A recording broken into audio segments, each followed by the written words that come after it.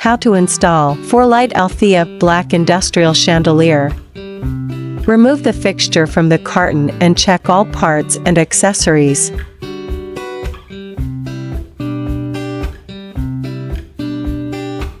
Remove screws and knob nuts from iron lampshade.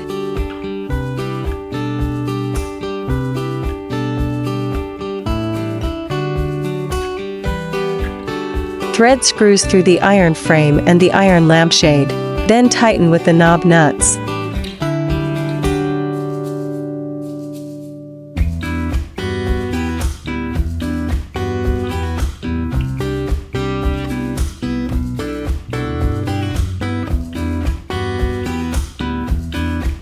Carefully thread the fixture wires through the tube, then screw the tube onto the arms assembly. Thread the fixture wires through the iron frame and then the stem.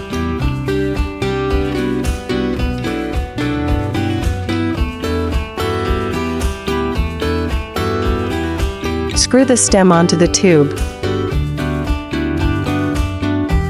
Attach the quick link to the chain and the loop on the stem. Install bulbs.